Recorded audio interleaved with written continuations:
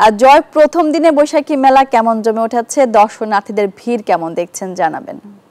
ধন্যবাদ মনি আপনাকে। বৈশাখী মেলা আজকে দ্বিতীয় দিন চলছে, যেহেতু জব্বারের বলি খেলাটা আজকে, তো বিকালে কিন্তু এখানে কুস্তিগির যারা আছে চট্টগ্রামের সহ সারা দেশের যারা কুস্তিগিরা আছেন তারা এখানে তাদের শক্তির লড়াই করবেন। তবে এখানে যারা চ্যাম্পিয়ন হবে তাদেরকে ট্রফি তুলে দেবে চট্টগ্রাম সিটি কর্পোরেশনের মেয়র ডাক্তার শাহাদাত হোসেন।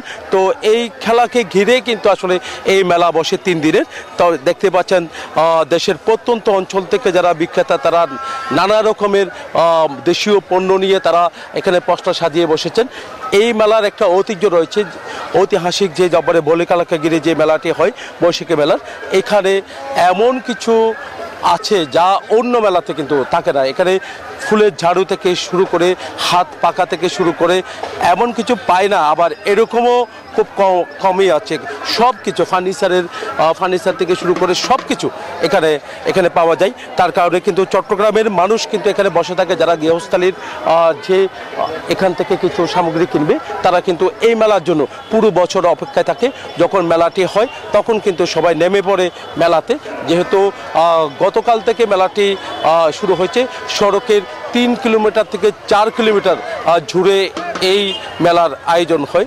এবারে তার কোনো ব্যতিক্রম আমরা দেখছি না। আন্দরকিল্লা থেকে নিউ মার্কেট পর্যন্ত মেলার 2 ধারে কিন্তু এখানে বিভিন্ন সামগ্রী নিয়ে তারা বসেছেন। একই সাথে কিন্তু আমরা দেখছি পরিবহন যেন চলাচল করে, পুলিশ কমিশনার তাদেরও নির্দেশনা রয়েছে। আমরা একটু কথা বলতে চাচ্ছি। দিদি, কি কিনছেন? ঝাড়ু কিনছেন? কত করে নিয়েছে? এটা 320 টাকা।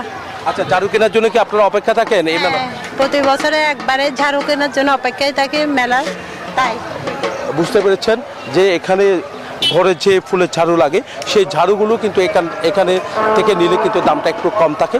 একই সাথে কিন্তু আমরা দেখছি অন্যান্য যে পণ্যগুলো আছে এখানে বেচা বিক্রি জমে উঠেছে। যেহেতু আগামীকাল পর্যন্ত এই বৈশাখী মেলা চলবে, আর বিকালের দিকে কিন্তু আসলে যে জব্বারের যে বলিখেলা 116তম আসর কিন্তু এখানে লালদিঘির ময়দানে বসবে, সেখানেও সব ধরনের প্রস্তুতি তারা শেষ করেছে বলে আমাদেরকে জানিয়েছেন। এই ছিল আমার এখানকার সর্বশেষ। ফিরে যাচ্ছে স্টুডিওতে মনির কাছে। জয়, আপনাকে ধন্যবাদ।